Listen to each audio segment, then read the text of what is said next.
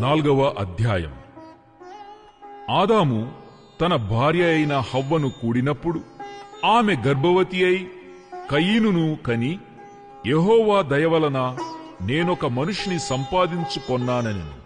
తరువాత ఆమె అతని తమ్ముడగు హేబేలును కనెను. హేబేలు గొర్రెల కాపరి, కయీను భూమిని సేద్యపరచువాడు. కొంతకాలమైన తరువాత కయీను పొలము పంటలో కొంత యెహోవాకు అర్పణగా తెచ్చెను. హేబేలు కూడా తన మందలో తొలుచూలును పుట్టిన వాటిలో క్రొవ్విన వాటిని కొన్ని తెచ్చెను. యెహోవా హేబేలును అతని అర్పణను లక్ష్యపెట్టెను. కయీనును అతని అర్పణను ఆయన లక్ష్యపెట్టలేదు. కాబట్టి కయీనుకు మిక్కిలి కోపము వచ్చి అతడు తన ముఖము చిన్నబుచ్చుకొనగా, యెహోవా కయీనుతో, నీకు కోపమేలా? ముఖము చిన్నబుచ్చుకుని ఉన్నావేమి? నీవు సత్క్రియ చేసిన ఎడల తలనెత్తుకొనవా? సత్క్రియ చేయని ఎడల వాకిట పాపము పొంచియుండును. నీ ఎడల దానికి వాంఛ కలుగును, నీవు దానిని ఏలుదు అనెను. కయీను తన తమ్ముడైన హేబెలుతో మాటలాడెను. వారు పొలములో ఉన్నప్పుడు కయీను తన తమ్ముడైన హేబేలు మీద పడి అతనిని చంపెను. యెహోవా, నీ తమ్ముడైన హేబేలు ఎక్కడ ఉన్నాడని కయీను నడుగగా, అతడు, నేనెరుగను, నా తమ్మునికి నేను కావలివాడనా అనెను. అప్పుడాయన, నీవు చేసిన పని ఏమిటి? నీ తమ్ముని రక్తము యొక్క స్వరము నేలలో నుండి నాకు మొరపెట్టుచున్నది. కావున నీ తమ్ముని రక్తమును నీ చేతిలో నుండి పుచ్చుకొనుటకు నోరు తెరచిన ఈ నేల మీద ఉండకుండా నీవు శపింపబడిన వాడవు. నీవు నేలను సేద్యపరుచున్నప్పుడు అది తన సారమును ఇక మీదట నీకియ్యదు. నీవు భూమి మీద దిగులుపడుచు దేశదిమ్మరివై ఉందువనెను. అందుకు కయీను, నా దోషశిక్ష నేను భరింపలేనంత గొప్పది. నేడు ఈ ప్రదేశము నుండి నన్ను వెళ్లగొట్టితివి. నీ సన్నిధికి రాకుండా వెలివేయబడి దిగులుపడుచు భూమి మీద దేశదిమ్మరినై ఉందును. కావున నన్ను కనుగొనువాడెవడో వాడు నన్ను చంపునని యెహోవాతో అనెను. అందుకు యెహోవా అతనితో, కాబట్టి ఎవడైనను కయీనును చంపిన ఎడల వానికి ప్రతిదండన 7 కలుగుననెను.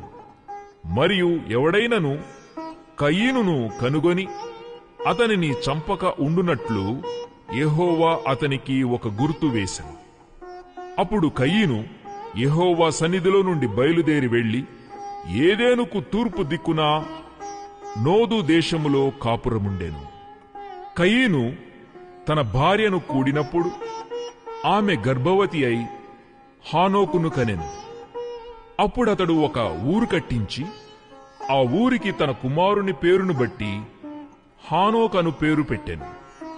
హానోకుకు ఈరాదు పుట్టెను. ఈరాదు మహూయాయేలును కనెను. మహూయాయేలు మతూషాయేలును కనెను. మతూషాయేలు లేమేకును కనెను. లేమేకు 2 స్త్రీలను పెళ్లి చేసుకొనెను.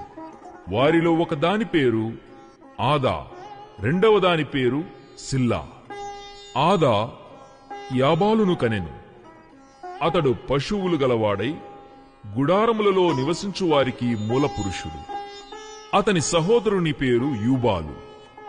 ఇతడు సితారాను, సానికను వాడుక చేయువారికందరికీ మూలపురుషుడు.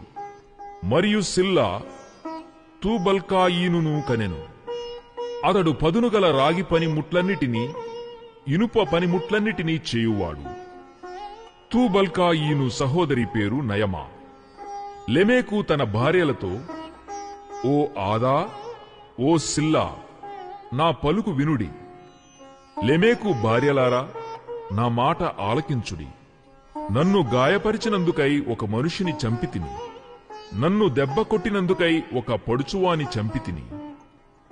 7 ప్రతిదండన కయీను కోపము వచ్చిన ఎడల లెమేకు కోపము 77 వచ్చుననెను. ఆదాము మరల తన భార్యను కూడినప్పుడు ఆమె కుమారుని కని, కయీను చంపిన హేబెలునకు ప్రతిగా దేవుడు నాకు మరి ఒక సంతానమును నియమించెననుకొని అతనికి షేతు అను పేరు పెట్టెను. మరియు షేతునకు కూడా కుమారుడు పుట్టెను. అతనికి ఏనోష్ అను పేరు పెట్టెను. అప్పుడు యెహోవా నామమున ప్రార్థన చేయుట ఆరంభమైనది.